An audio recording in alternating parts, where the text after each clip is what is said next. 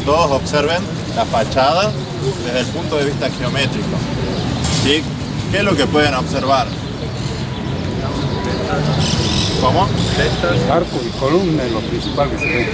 Bien los dos, sí. Bien, la geometría, la arquitectura es importante desde el punto de vista del diseño, sobre todo la estructura. ¿Sí?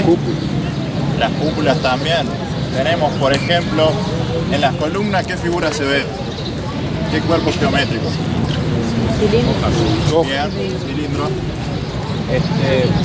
Digamos, desde el punto de vista del diseño, nos ayuda lo que son las formas a resaltar, a hacer foco en las partes importantes de la construcción. ¿Sí? Como tenemos, por ejemplo, el arco entre medio de todas las columnas que nos delimita dónde está la entrada. ¿Sí? Bueno, ahí todas las figuras que podemos observar son cubo, semiesfera, rectángulo, la circunferencia. Pero lo más importante de la geometría es el cálculo, ¿sí? Saber, poder calcular cuánto material se necesita y las dimensiones para que la estructura aguante, ¿sí? El peso. Nosotros, por ejemplo, la catedral, nada, no me quedó nada. Tenemos la nave, que es un rectángulo, entonces se entiende que la dimensión del rectángulo es la misma dimensión que el techo. Entonces debemos calcular el peso y de acuerdo a eso también vamos a calcular la dimensión de las columnas para que soporte todo el techo. ¿Sí? Entonces, las dos cosas más importantes de la geometría serían el diseño para resaltar, digamos, lo que es la parte estética y lo fundamental que es el cálculo para que la estructura aguante. Bien. Volviendo al físico, ¿sí? Nosotros tenemos que interpretar que el diseño de nuestra ciudad, ¿sí? O sea, nosotros venimos de la Alameda, inclusive de mucho más arriba, ¿cómo viene la pendiente en la ciudad? De forma negativa, ¿verdad? O sea, viene bajando. También pensemos en lo que nos dijo acá el compañero, que el cálculo tiene que ser exacto. ¿Por qué?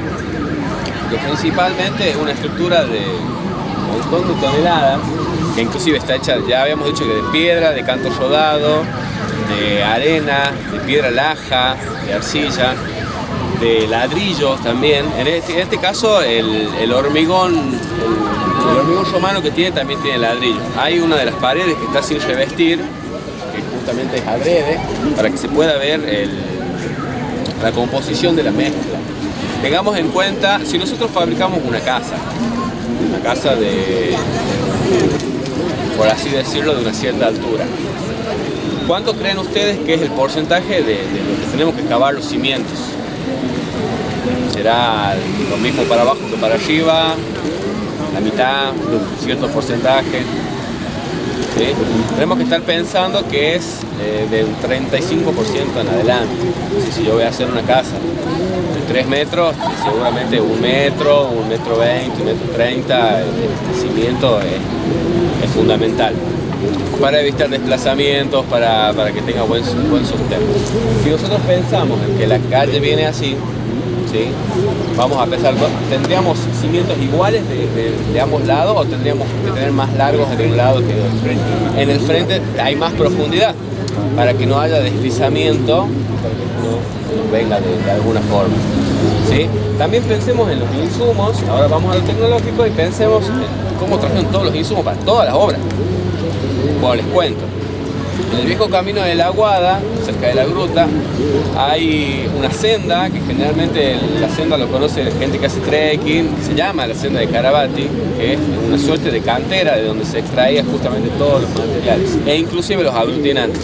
Los aglutinantes que serían el carbonato de calcio, que es la cal, en este caso, y el hidróxido de calcio, que es un subproducto, que nosotros conocemos como calvito.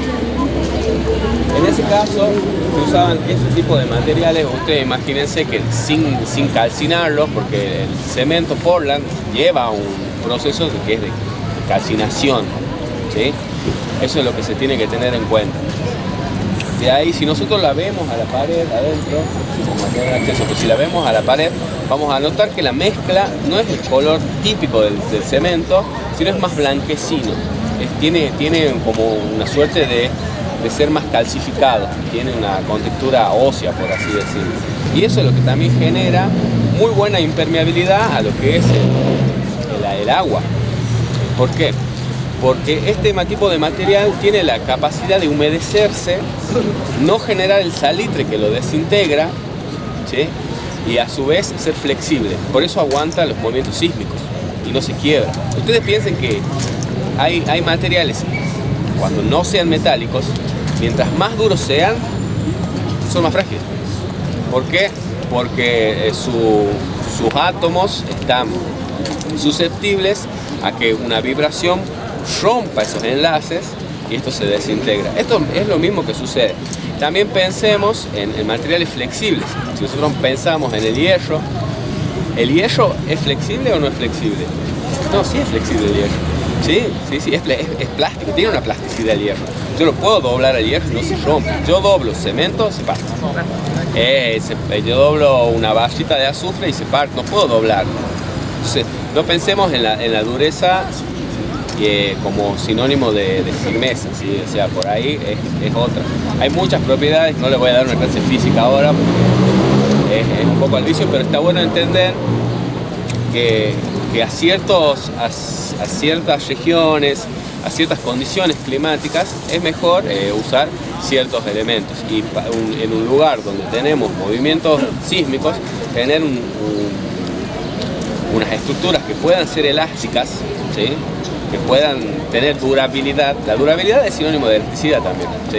Si no es duro, la durabilidad se me quiebra, se me parte, se me rompe y se me filtra, ¿sí? Eso también tenemos que prever. Así que eso es para que tengan en cuenta y que bueno, que tengan en cuenta que los materiales aglutinantes, los áridos, los ripios, todo se sacó de acá, de la parte de la aguada, que es un camino. La senda va desde lo que es la aguada, es paralelo a la aguada,